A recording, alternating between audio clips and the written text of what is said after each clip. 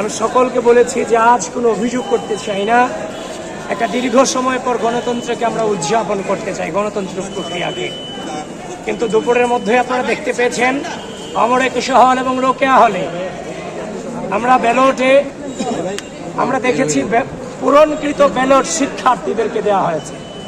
আমি রোকেয়া হলে প্রবেশ করেছি, তার সত্যতা নিশ্চিত করেছি। অমর একুশে হলে প্রবেশ করেছি, তার সত্যতা নিশ্চিত করেছি।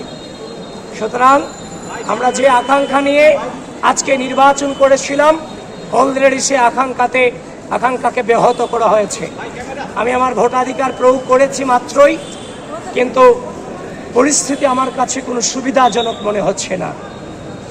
গণতন্ত্র, মানবাধিকার এবং মানুষের বাক স্বাধীনতাকে হরণ করার নতুন খেলা এবং অপচেষ্টা চলমান চলছে চারদিকে।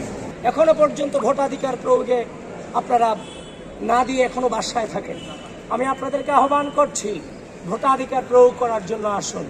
কিন্তু যে অনাকাঙ্ক্ষিত ঘটনাগুলো চারদিকে ঘটছে, নির্বাচন কমিশন এবং বিশ্ববিদ্যালয় প্রশাসন এগুলোর বিরুদ্ধে এখনো পর্যন্ত ব্যবস্থা নিতে সম্পূর্ণভাবে ব্যর্থতার পরিচয় দিয়েছে।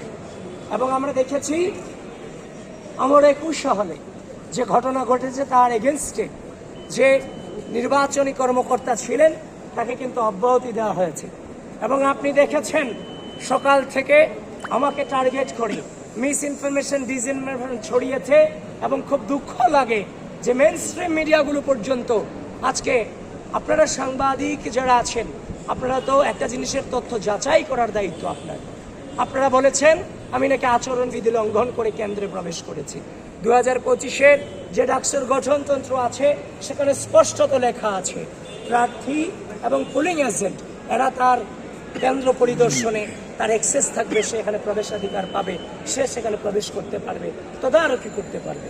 কিন্তু সেখানে দেখলাম সকাল থেকে আমার বিরুদ্ধে গুজব রটানো হয়েছে এবং শেষ পর্যন্ত দেখলাম নির্বাচনী কারচুপির অভিযোগ আমি পেয়েছি। এখন আমি আবারও যাচ্ছি, দেখি রোকেয়া হল আরও বিভিন্ন হলে কিছু কারচুপির অভিযোগ আমরা স্পষ্টতা পাচ্ছি। এবং আমরা মেইনস্ট্রিম মিডিয়াগুলোতে নিউজ দেখেছি শিবিরের বিরুদ্ধে প্রশাসন কারচুপির প্রমাণ পেয়েছে। নয়া দিগন্তে তো আমি এইমাত্র দেখলাম।